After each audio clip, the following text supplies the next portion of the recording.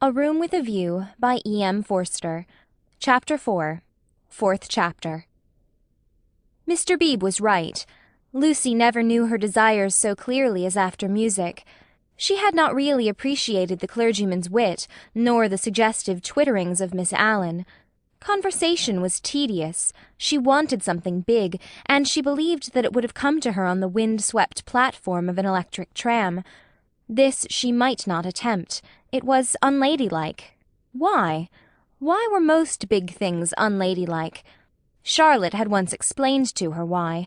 It was not that ladies were inferior to men, it was that they were different. Their mission was to inspire others to achievement rather than to achieve themselves. Indirectly, by means of tact and a spotless name, a lady could accomplish much. But if she rushed into the fray herself, she would be first censured, then despised, and finally ignored.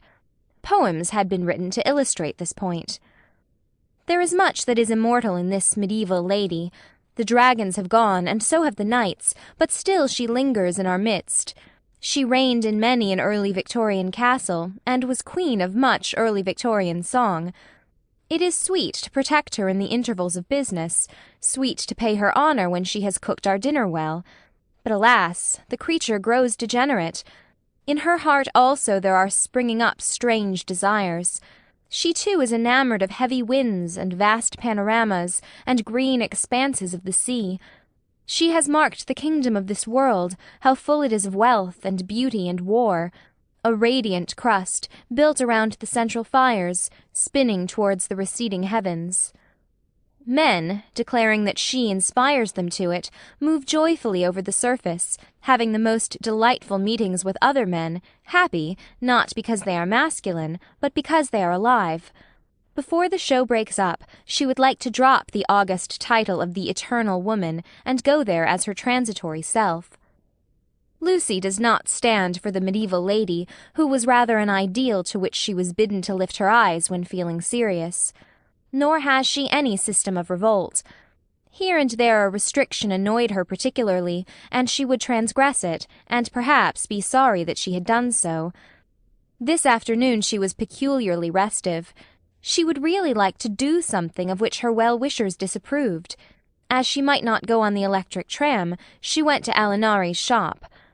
There she bought a photograph of Botticelli's Birth of Venus. Venus, being a pity, spoilt the picture, otherwise so charming, and Miss Bartlett had persuaded her to do without it. A pity, in art, of course, signified the nude. Giorgione's Tempesta, the Idolino, some of the Sistine frescoes, and the Apoxiomenos were added to it.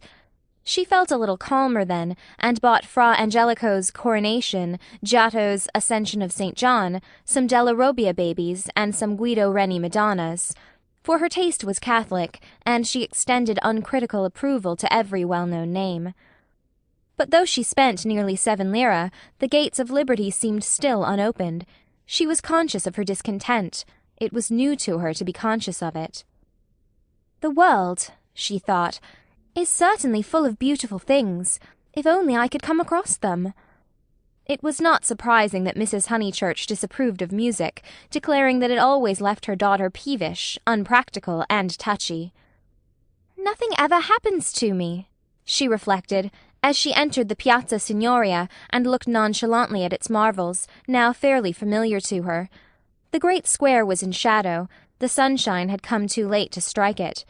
Neptune was already unsubstantial in the twilight, half god, half ghost, and his fountain plashed dreamily to the men and satyrs who idled together on its marge. The loggia showed as the triple entrance of a cave, wherein many a deity, shadowy but immortal, looking forth upon the arrivals and departures of mankind. It was the hour of unreality, the hour, that is, when unfamiliar things are real. An older person at such an hour and in such a place might think that sufficient was happening to him, and rest content. Lucy desired more. She fixed her eyes wistfully on the tower of the palace, which rose out of the lower darkness like a pillar of roughened gold. It seemed no longer a tower, no longer supported by earth, but some unattainable treasure throbbing in the tranquil sky. Its brightness mesmerized her, still dancing before her eyes when she bent them to the ground and started towards home. Then something did happen. 2 Italians by the loggia had been bickering about a debt. "Cinque lire!" they had cried. "Cinque lire!" They sparred at each other, and one of them was hit lightly upon the chest. He frowned. He bent towards Lucy with a look of interest, as if he had an important message for her. He opened his lips to deliver it, and a stream of red came out between them and trickled down his unshaven chin. That was all. A crowd rose out of the dusk. It hid this extraordinary man from her and bore him away to the fountain. Mr. George Emerson happened to be a few paces away, looking at her across the spot where the man had been. How very odd! Across something. Even as she caught sight of him he grew dim. The palace itself grew dim, swayed above her, fell on to her softly, slowly, noiselessly, and the sky fell with it. She thought, "Oh, what have I done?" "Oh, what have I done?" she murmured, and opened her eyes. George Emerson still looked at her, but not across anything. She had complained of dullness, and lo, one man was stabbed, and another held her in his arms. They were sitting on some steps in the Uffizi arcade. He must have carried her. He rose when she spoke, and began to dust his knees. She repeated, "Oh, what have I done?" "You fainted." I am very sorry." "How are you now?" "Perfectly well. Absolutely well." And she began to nod and smile. "Then let us come home. There's no point in our stopping." He held out his hand to pull her up. She pretended not to see it. The cries from the fountain, they had never ceased, rang emptily. The whole world seemed pale and void of its original meaning. "How very kind you have been. I might have hurt myself fooling, but now I am well. I can go alone, thank you." His hand was still extended. "Oh, my photographs!" she exclaimed suddenly. "What photographs?" "I bought some photographs at Alinari's. I must have dropped them out there in the square." She looked at him cautiously. "Would you add to your kindness by fetching them?" He added to his kindness. As soon as he had turned his back, Lucy arose with the running of a maniac and stole down the arcade towards the Arno. "Miss Honeychurch!" She stopped with her hand on her heart. "You sit still. You aren't fit to go home alone." "Yes, I am. Thank you so very much." "No, you aren't. You'd go openly if you were." "But I had rather—" "Then I don't fetch your photographs." "I had rather be alone," he said imperiously. "The man is dead. The man is probably dead. Sit down till you're arrested." She was bewildered and obeyed him. "And don't move till I come back." In the distance she saw creatures with black hoods, such as appear in dreams. The palace tower had lost the reflection of the declining day and joined itself to earth. How should she talk to Mr. Emerson when he returned from the shadowy square? Again the thought occurred to her. Oh, what have I done? The thought that she, as well as the dying man, had crossed some spiritual boundary. He returned, and she talked of the murder. Oddly enough, it was an easy topic. She spoke of the Italian character. She became almost garrulous over the incident that had made her faint 5 minutes before. Being strong physically, she soon overcame the horror of blood. She rose without his assistance, and though wings seemed to flutter inside her, she walked firmly enough towards the Arno. There a cabman signalled to them. They refused him. "And the murderer tried to kiss him, you say? How very odd Italians are! And gave himself up to the police. Mr. Beebe was saying that Italians know everything, but I think they are rather childish. When my cousin and I were at the Pitti yesterday— What was that?" He had thrown something into the stream. "What did you throw in?" "Things I didn't want," he said crossly. "Mr. Emerson?" "Well?" "Where are the photographs?" He was silent. "I believe it was my photographs that you threw away." "I didn't know what to do with them," he cried, and his voice was that of an anxious boy. Her heart warmed towards him for the first time. "They were covered with blood. There, I'm glad I've told you. And all the time we were making conversation, I was wondering what to do with them."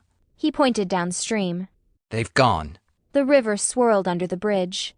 "I did mind them so, and one is so foolish. It seemed better that they should go out to the sea. I don't know. I may just mean that they frightened me." Then the boy verged into a man. "For something tremendous has happened. I must face it without getting muddled. It isn't exactly that a man has died." Something warned Lucy that she must stop him. "It has happened." he repeated. And I mean to find out what it is. Mr. Emerson? He turned towards her, frowning, as if she had disturbed him in some abstract quest. I want to ask you something before we go in. They were close to their pension. She stopped and leant her elbows against the parapet of the embankment. He did likewise. There is at times a magic in identity of position. It is one of the things that have suggested to us eternal comradeship. She moved her elbows before saying, I have behaved ridiculously. He was following his own thoughts. I was never so much ashamed of myself in my life. I cannot think what came over me. I nearly fainted myself, he said, but she felt that her attitude repelled him. Well, I owe you 1,000 apologies. Oh, all right. And this is the real point. You know how silly people are gossiping. Ladies especially, I'm afraid. You understand what I mean? I'm afraid I don't. I mean, would you not mention it to anyone? My foolish behaviour. Your behaviour? Oh, yes, all right, all right. Thank you so much. And would you— She could not carry her request any further. The river was rushing below them, almost black in the advancing night. He had thrown her photographs into it, and then he had told her the reason.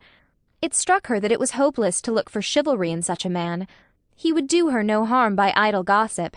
He was trustworthy, intelligent, and even kind. He might even have a high opinion of her. But he lacked chivalry. His thoughts, like his behaviour, would not be modified by awe. It was useless to say to him, "And would you—" and hope that he would complete the sentence for himself, averting his eyes from her nakedness like the night in that beautiful picture. She had been in his arms, and he remembered it, just as he remembered the blood on the photographs that she had bought in Alinari's shop. It was not exactly that a man had died. Something had happened to the living. They had come to a situation where character tells, and where childhood enters upon the branching paths of youth. "Well, thank you so much," she repeated. "How quickly these accidents do happen, and then one returns to the old life." I don't. Anxiety moved her to question him. His answer was puzzling. I shall probably want to live. But why, Mr. Emerson? What do you mean? I shall want to live, I say. Leaning her elbows on the parapet, she contemplated the river Arno, whose roar was suggesting some unexpected melody to her ears. End of chapter 4.